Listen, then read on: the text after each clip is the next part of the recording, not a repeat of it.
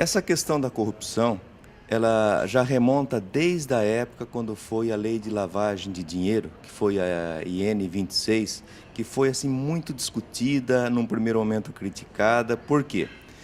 O nosso sistema, ele tem peculiaridades que diferencia de uma empresa privada, diferencia de uma outra organização societária, mesmo inclusive os instituídos.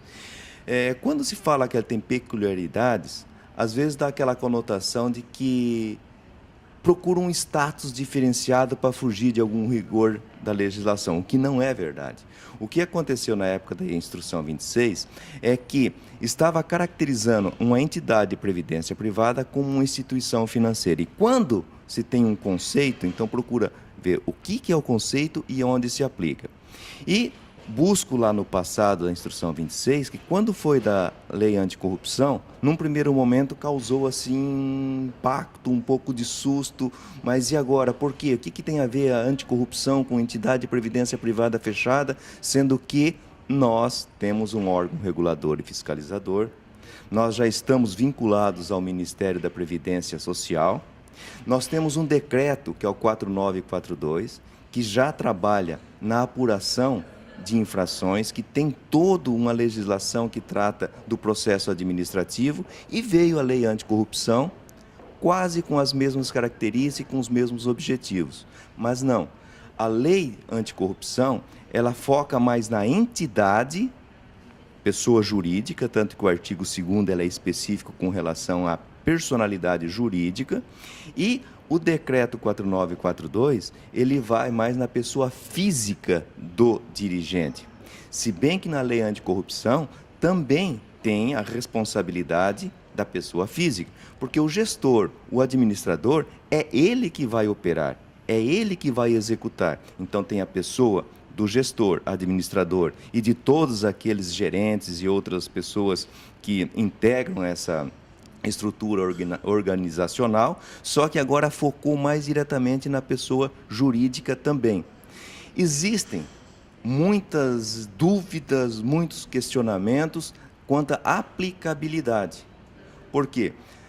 Num link que se pega do artigo 8º da Lei Anticorrupção e o artigo 10, ela remete que órgãos do Estado poderão ter a prerrogativa de constituir uma comissão e apurar a responsabilidade. Eu tenho muitas dúvidas como isso vai ser operacionalizado na prática. Por quê?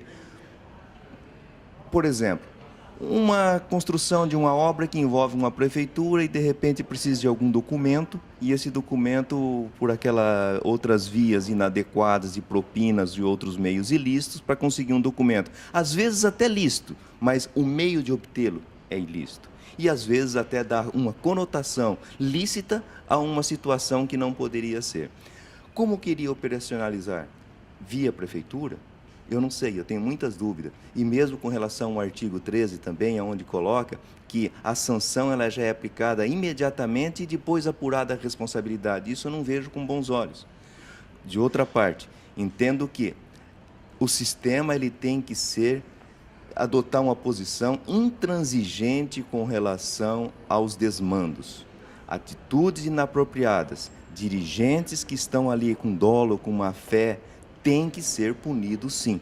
Então essa lei, ela precisa ser mais trabalhada na sua regulamentação, no sentido de buscar os meios possíveis, necessários e principalmente execuíveis para que aqueles maus gestores que usam da sua entidade, que usam da sua estrutura, realmente paguem nos limites e nas proporções que venham ser cometidos. E isso precisamos para não ficar jamais a ideia de que vamos blindar entidades. Não tem que blindar a entidade, não tem que proteger, tem que fazer cumprir a lei, que só assim o nosso sistema ele vai crescer, vai ter respeitabilidade perante a sociedade, para não ficar com aquela pecha de que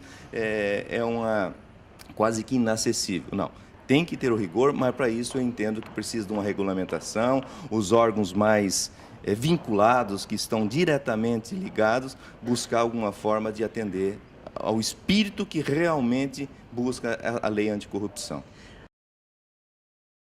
A lei é de 2013, por isso até é compreensível ainda uma não regulação ou uma regulamentação através de decretos ou outros instrumentos normativos que precisam ser também discutidos para que não sejam falhos na sua operacionalização.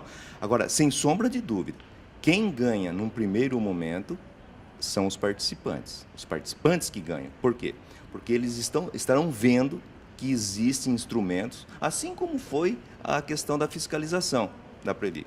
A fiscalização é uma coisa indispensável para o sistema, indispensável. Da mesma forma, a lei anticorrupção. E, em ganhando os participantes, a sociedade também verá o sistema não com aquela pecha, com aquela... um grande, são os ricos, são os poderosos, não.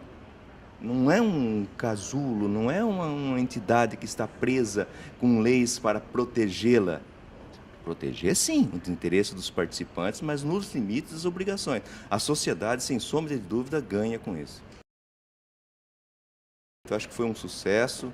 O doutor Spinelli, com uma propriedade, colocou, também o nosso colega da Comissão de Governança colocou a prática, um trabalho maravilhoso que eles fizeram na Regional Leste, do Guias de Boas Práticas. Então, nós tivemos duas visões, uma visão interna, na governança propriamente dita, e tivemos uma visão externa, pegando no macro, as situações que às vezes fogem do dia a dia nosso, que estamos mais focados. Então eu acredito que foi muito proveitoso e vai ensejar, propiciar um debate e seguramente não para por aqui. Eu acho que foi o início de uma construção que se aproxima.